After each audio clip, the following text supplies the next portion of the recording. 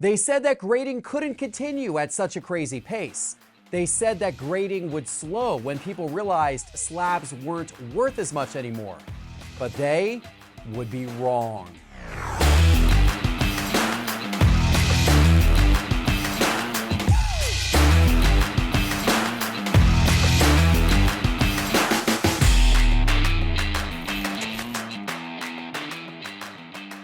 Hello, sports card investors, and welcome to another episode of Cards on the Table.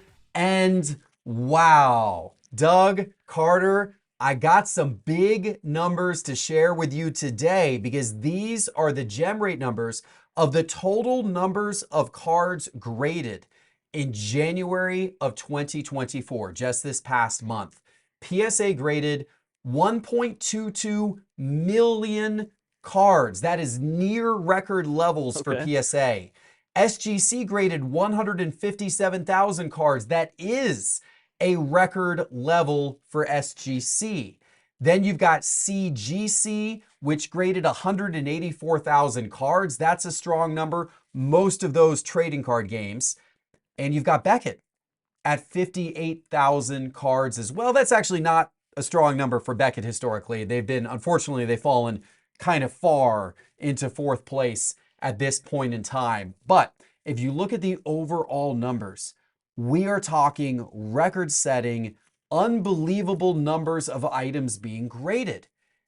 And all I heard last year was people saying, oh, it's the junk slab era, and slabs aren't really worth much anymore, and there's so many slabs that are only worth $1. They're now coasters. Grading is going to slow down because people are starting to realize this. Grading can't possibly continue the way that it was, and yet it's sitting here today, and it's still breaking records. So my question for you gentlemen to start the show today, is this going to continue? Is this the new world we live in? Are we at a point where every card should now be graded? Doug, I'm going to start with you. No, not every card should be graded, but this will continue, and it's going to continue with every product cycle. Every time a new product comes out, there is a period where everything is very gradable before, prices start to come down or player performance starts to affect it, whatever the case may be. But it's a pretty simple proposition when you look at to grade or not to grade. You look at the cost of that card for you. You look at the cost of grading for that specific card, and then think about worst case scenario for that card's grade. If you eyeball it and you've got a sharp eye, and you're thinking, I think this card's a 10. Well, price it at a 9. What happens if you're wrong and it's a 9? Can you at least break even? And then it's a pretty simple proposition from there. Yeah, you can probably grade it. You can probably grade that, and you'll have a window where you can turn that around. Other things to worry about, like liquidity of a certain player or a sport or a set, all kinds of things like that. But if the turnaround time and your cost makes sense with what the grade that you expect within maybe a grade or two, yeah, why not? Just grade it. Yeah, and I guess the fact that grading prices have fallen a lot. Yeah, of course.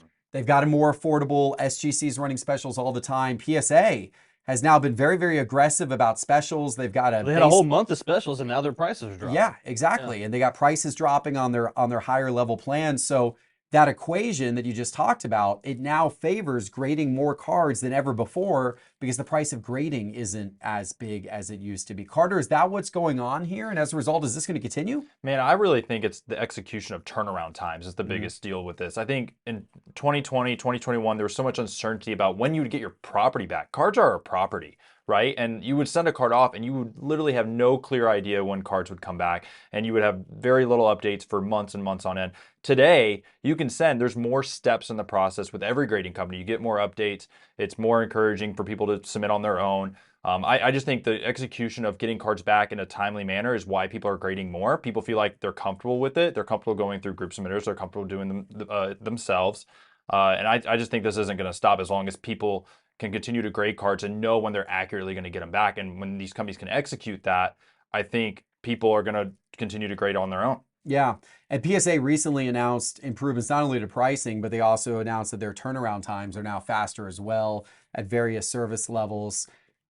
Does that, PSA's numbers, when you look at them compared to these other grading companies, it's so dominant right now. I mean, it's almost 10 times what these other companies are, with them lowering prices, improving turnaround times. Do we expect that dominance to continue or possibly even grow? What do you think, Doug? Yeah, I do think the PSA dominance continues. I don't see a reason why it wouldn't. The pricing is competitive enough that you don't have to search for lower prices. Of course, the reputation they have, as seen on the secondhand market, when you go to resell that card, PSA holds up Yeah. better than any other a company does. And their interface is a lot easier now. You know, if you've got the app, you get the ability to, to reveal your cards, which is kind of a fun little thing to kind of sit there and swipe your cards. There's just, they're making all the right moves essentially. Faster turnaround times. They've been really fast for me personally lately. My last, sub that was estimated at 30 days was almost a week. Yeah. I mean, really fast turnaround times, competitive pricing. I can't find an argument against it, to be honest. Yeah. Your view the same, Carter? I gotta agree with Doug. I think as long as they're executing turnaround times and people are happy, they do so many little things like Doug mentioned with the app that just make the collector experience better. Yeah. As long as they're doing those little things, they're being aggressive in those areas, and they're continue to push growth, they're gonna dominate for quite a long time. Yeah, seems to be the case. And I want to give a shout out to Joe Davis at Got Baseball Cards. They're the group that we use here to group submit to at Sports Card Investor. And if you want to go through a group submitter with your cards, if you just want to mail them off and let somebody else worry about them, let someone else worry about pre-screening them and entering all the titles and everything for you, Got Baseball Cards is a great option. The way you do that is you go to sportscardinvestor.com, click grading in the main menu bar for special pricing. Again, sportscardinvestor.com, click grading in the main menu bar. Well, seems like the grading companies have a lot of good things happening right now.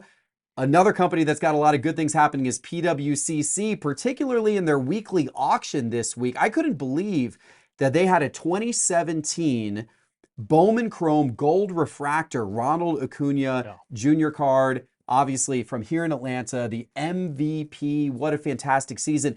It's the gold rookie auto number to 50, and that was in their weekly auction. Yeah. Not their Not the premier elite, auction, but their weekly auction. It's going on right now. That is a card that I am definitely going to have my eye on. Doug, anything catch your eye?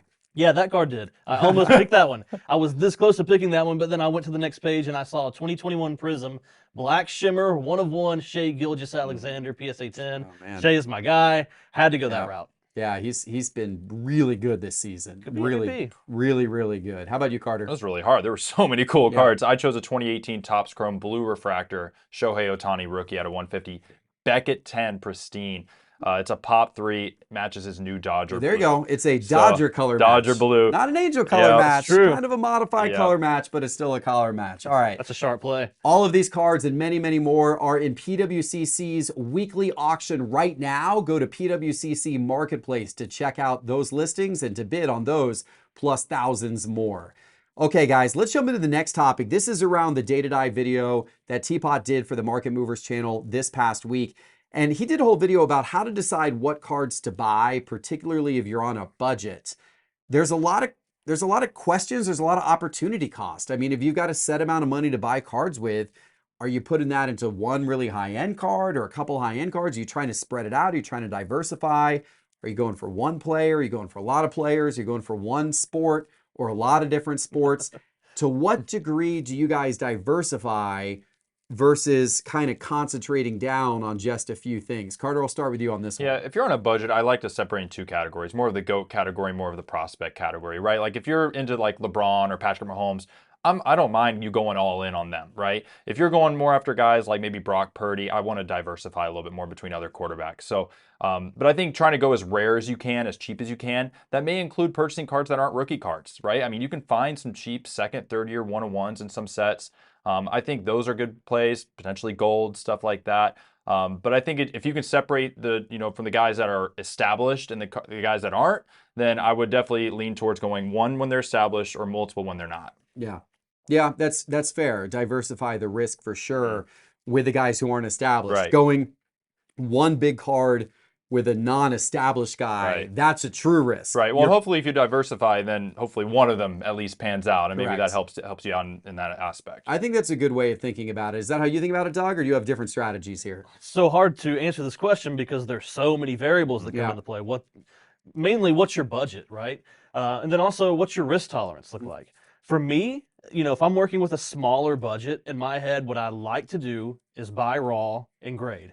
That way, I don't have to worry as much about that particular card, that particular player, and their performance, because there's enough margins built in from raw to grade. If you have a sharp enough eye, right? If I can buy a stack of Brock Purdy's raw, and then I average out the cost of, say PSA 9, right?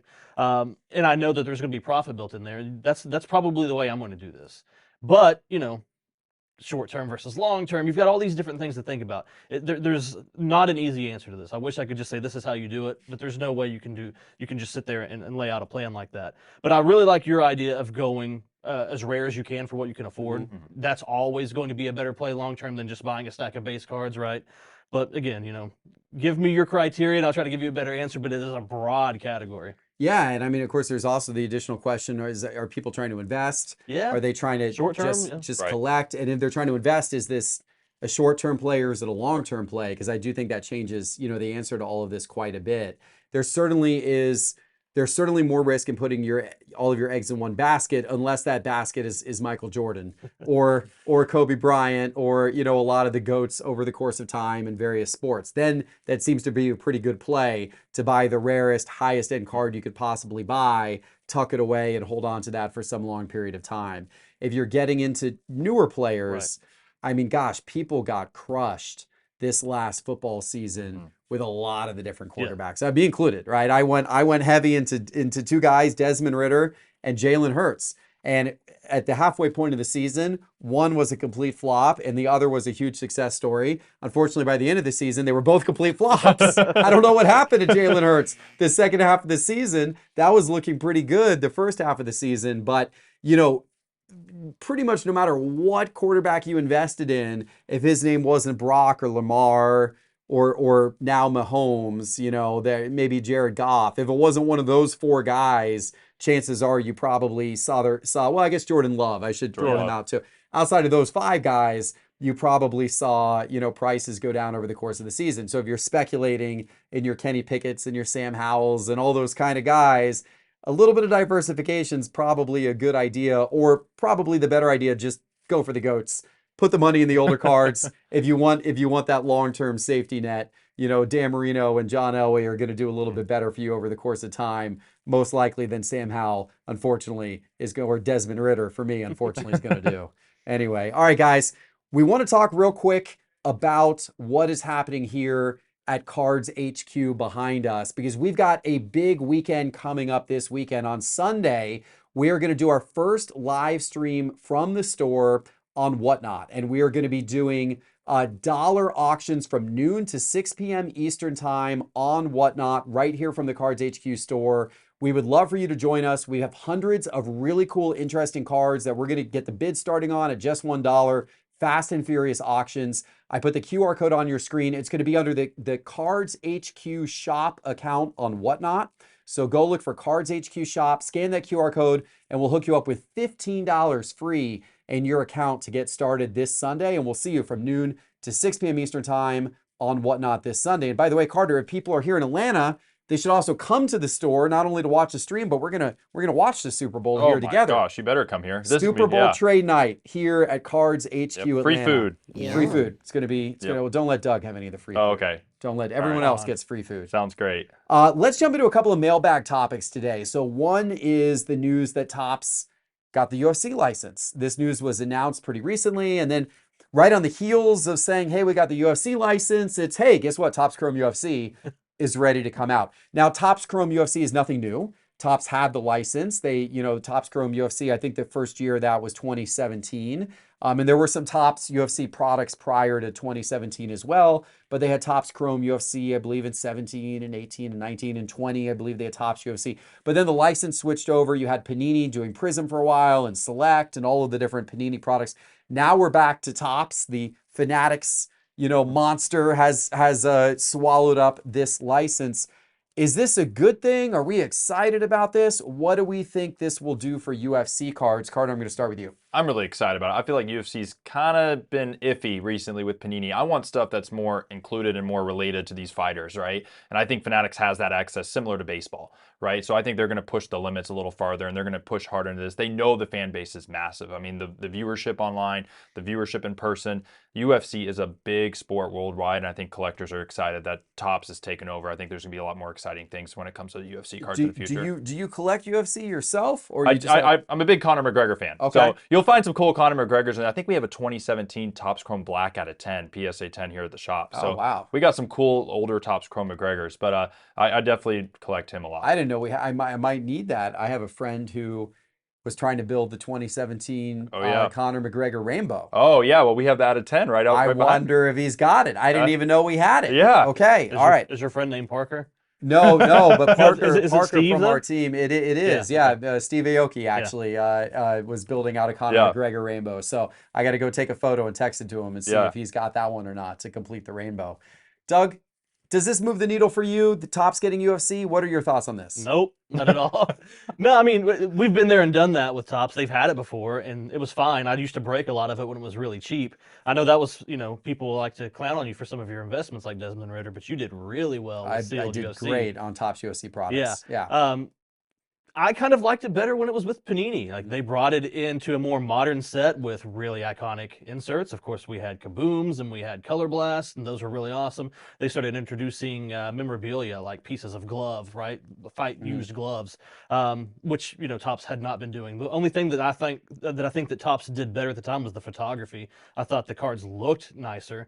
But if they can do some of what you I said, think that's what they're going to do. yeah, Fanatics can modernize that set a little bit, then I am excited about it. But I think compared to what we've seen between the two products in the past, previous Topps UFC sets and then Panini UFC sets, I'd probably side with Panini. But we'll see. We'll see what happens with it.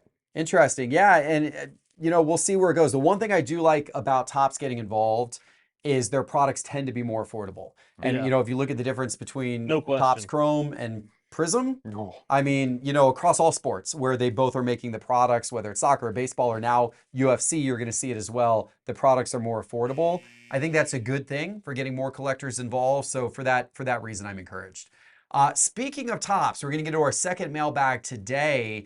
This is new. Topps has just dropped Fanatics exclusive retail blasters. I believe this is going to be for 2024 Topps Series 1 baseball.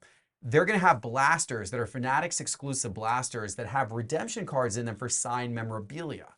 So you're going to actually start to see a crossover where you could pull a redemption card out of a product, but instead of it being for a card that you got to wait for an autograph, it's actually going to be for a baseball or for a signed jersey or for something of that nature, which hopefully, theoretically, we'll see is fulfilled right away versus, having to wait for the player to sign it or something of that nature.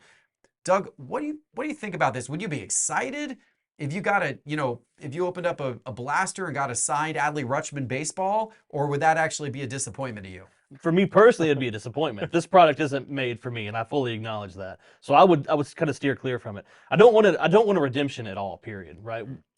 We as a hobby want to go away from redemptions, and it almost kind of feels like they've got some just stock sitting on the shelves that they want to move. So they came out with a product to help them move some memorabilia. Hopefully that's not the case, and it's nice stuff and some newer stuff.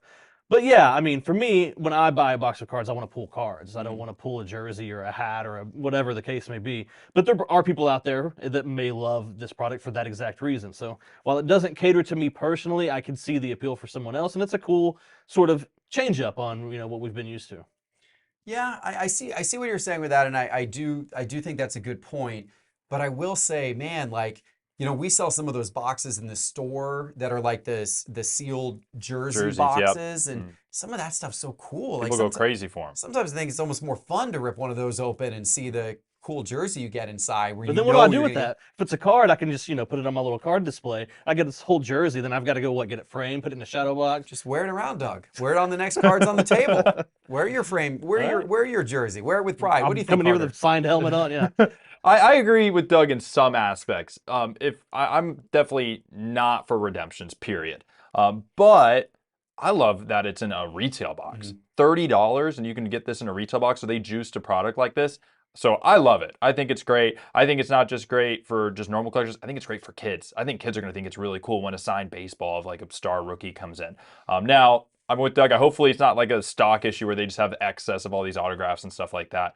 But I love it. I think it's great. If it was in a hobby box and it was like directly exclusive to a hobby box in a more expensive box, I don't know if I'd love it as much. But I love that it's in a retail, an affordable box at $29.99. So if you were opening up the next Topps Chrome UEFA blaster, retail blaster, and you pulled a redemption for Holland signed, Manchester City ball. I'm in. You would be happy with that, right? Okay. Yeah. Wouldn't that be fun? If I know that's a possible hit, then I'm excited and I go and buy that product. Yeah. Yeah, that changes my perspective a little bit just because it's such a cheap entry point to get something so cool. But that'd be a very specific thing that I personally would want to collect and want to chase. Yeah. And Fanatics has a high volume of that kind of stuff. So maybe it's not impossible to hit those in these boxes. Like maybe there's actually, because they got a lot of inventory, maybe they can actually get good price points on all of it and actually afford to put a lot of those types of redemptions in the boxes. It's going to be interesting to see. Be interesting to see how collectors respond and what type of reaction they have to this. But I'm all for them trying new things, and we'll see how it plays out for sure. All right, guys, I hope you enjoyed today's Cards on the Table episode. If you did, make sure to check us out on Whatnot this Sunday and check out that PWCC auction as well that's currently going on at PWCC Marketplace as well. Give us a like, give us a subscribe, and we'll see you soon for the next one. Take care.